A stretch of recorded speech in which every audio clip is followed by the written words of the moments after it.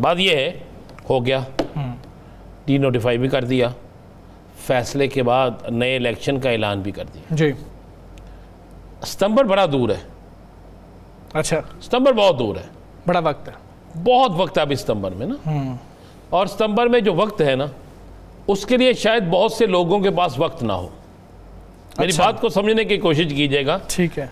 जो अभी सितंबर में वक्त है ना, शायद बहुत से लोगों के पास उस वक्त के लिए वक्त ना हो। इस इलेक्शन के लिए बहुत वक्त है, कुछ लोगों के पास वक्त ना हो, शायद वक्त ही ना बचे कुछ लोगों के पास। दूसरी बात यह है, कितने इलेक्शन कराएंगे? 72, 92, कितने इलेक्शन कराएंगे? देखिए, मैं इस कुर्सी पे बैठा हूं, आपके हाथ में एक तलवार है। आप मुझे कहते हैं कि भाई अगर तुम इस कुर्सी से हिल कर फलां बंदे के साथ गए जी, तो इस तलवार से तुम्हारी सीट तो खत्म। ठीक है।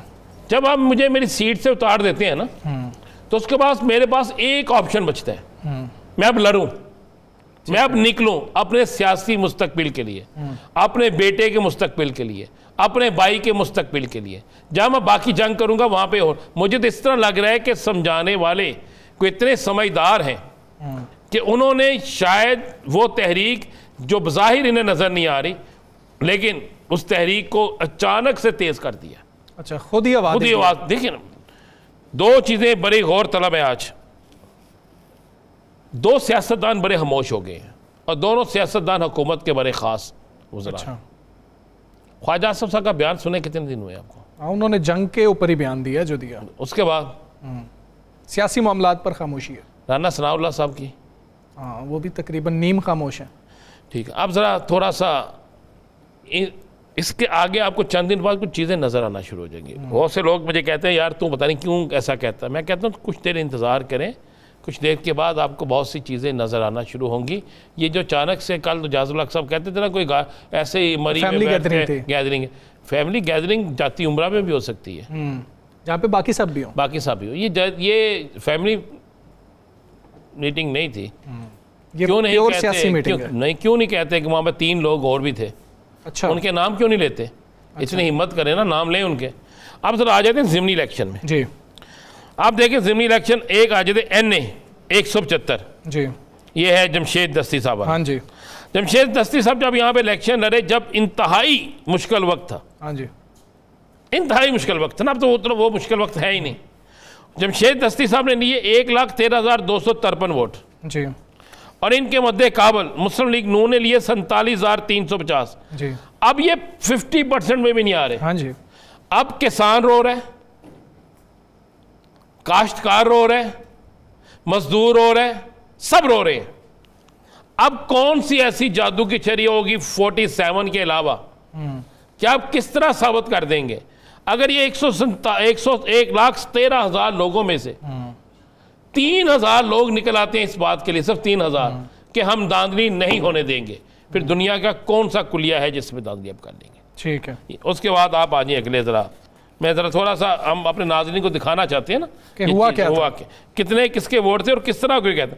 फिर आप आ जाए PP मियाँ वाली 3 जो है, जिसमें मलक अहमद साहब का हल्का है। यहाँ पे अहमद साहब ने लिए थे 1,07,000 वोट जी। और इनके मध्य काबल जो थे मुस्लिम लीग नून के इनाम उल्लाह खान नियाजी साहब जी, उनके वोट है 13,465। ऐसा ही है।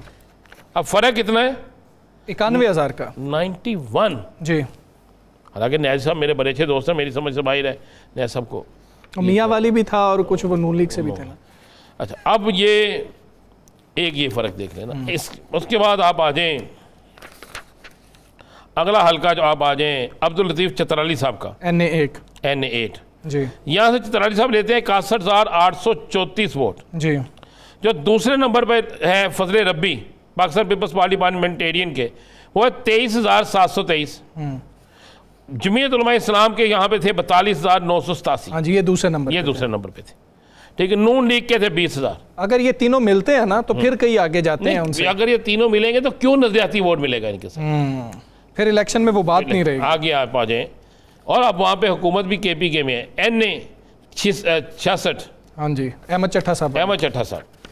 अब अहमद चट्टा साहब जो हैं, इनके वोट हैं 1,60,676 जी।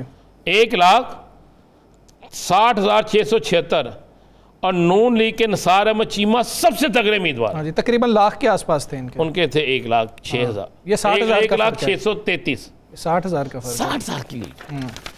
अब मियाँ अजहर साहब जो है उनकी लीड भी जो है मैं कोशिश करता हूँ, मुझे 32,000 की है तकरीबन। और ये लाहौर है। हाँ जी, ये लाहौर है। अब इस वक्त में यहाँ तो हो ना, आपने कुछ ऐसे कारनामे सारी अंजाम दे दिए हों। आपने दूध की लहरें, शहद की नहरें, आपने यहाँ पर गरीब को रोटी आम कर दी हो, आपने यहाँ पर चीज़ें इतनी सस्ती कर दी हो जिसकी इंतहा कोई नहीं, आपने यहाँ पर इलाज की वो सहूलत कर दी हो कि अस्पताल में जाएं तो लोग भाग करके आए, जनाब बेड भी मौजूद है, मुफ्त मेडिसिन भी मौजूद है, आपका इलाज भी हो जाएगा।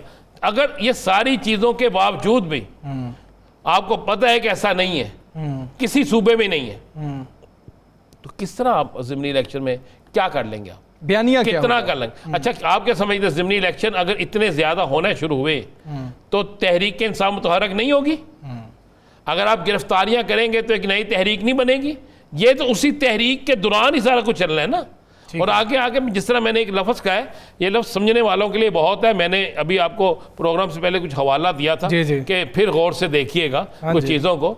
तो बहुत से लोग सितंबर कह रहे हैं ना, सितंबर भी होता है और सितंबर तक का किसके पास का इंतज़ार है। मुझे आज याद आ रहा है कि एक वक्त था मियाँ नवाज शरीफ साहब, मैं जर्नलिज्म में उस वक्त इलेक्ट्रॉनिक मीडिया नहीं था, मियाँ साहब इतने ज़्यादा अरूज पे और इतना ज़्यादा उनके पास इक़्तिदार का था, 2/3 अक्सरियत भी थी कि उनके मुकाबले में कोई सियासी जमात 5वें हिस्से पे भी नहीं थी। जब उन्होंने एक आर्मी चीफ को हाईजैक करवा के आर्मी चीफ भी नया बना दिया, सारा कुछ कर दिया, कितनी देर में, 3 घंटे में सारा कुछ खत्म। हाँ जी, ऐसे ही है। ये ताकत का जो तवाज़ुन है ना सियासी जमातों के लिए, ये बड़ी जल्दी खत्म हो। ये कभी भी बिगड़ सकता है, कभी भी बिगड़ सकता है। और मुझे बिगड़ता हुआ नजर आ रहा है, मुझे बहुत तेजी से बिगड़ता हुआ नजर आ रहा है। जब कुछ ज़ुबानों को खामोश कर दिया जाए, ठीक, और जब किसी इदारे की तरफ से कुछ चीज़ें सामने आना शुरू हो जाएं, और जब ये पता लगे फलां के साथ फलां हो गया, फलां के साथ फलां हो गया, तो आप ज़हन में रखिएगा फिर। बिल्कुल ठीक है। साकिब बशीर साहब, एक तो इस पे आप कमेंट कीजिएगा कि बड़ी जल्दी से शेड्यूल का ऐलान कर दिया गया। हम पहले डी सीट की भी बात कर रहे थे कि बड़ी तेज़ी से किया गया, साथ तहरीक भी है पाकिस्तान तहरीक इंसाफ की। ये टाइमिंग्स कितनी इंपॉर्टेंट हैं, साथ ही ये सब कुछ इतनी तेज़ी से चल रहा है। 9 मई के दीगर केसेस भी बड़ी तेज़ी से चल रहे हैं। इमरान खान के जो मुकदमात हैं वो इतनी सुस्त रवि का शिकार क्यों हैं? एक तो जो 5 अगस्त की तारीख पीटीआई ने दी है, वो अब उसको जो भी आप नाम दें, 15 अगस्त के राउंड अबाउट जो है वो सुप्रीम कोर्ट ने भी तारीख दी हुई थी कि 4 माह में ट्रायल जब मुकम्मल होने हैं जो एटीसी कोर्ट्स हैं। तो वो 15 अगस्त की वजह से फिर एटीसी कोर्ट्स में जो केसेस हैं वो तेज़ी से आगे बढ़ना शुरू हुए और उनके फैसले आए, और उन फैसलों के बाद फिर ये नाहलियाँ, और नाहलियों के बाद फिर तारीखें देना। तारीख में जल्दी तो इलेक्शन कमीशन का जो किरदार है वो गैर जानिबदार नहीं रहा। माजी में भी, अभी रिसेंट जो इलेक्शन हुए 8 फरवरी को, तब भी और इलेक्शंस के बाद भी उस पर बड़े सवालात हैं, तवील उस पर बहस भी हो सकती है। भारत इलेक्शन कमीशन आगे बढ़ता जा रहा है। अब इनके पास एक ही रास्ता है कि ये अदालतों से सस्पेंशन करवाएं अपनी जो जजमेंट्स हैं इनके खिलाफ आई हैं।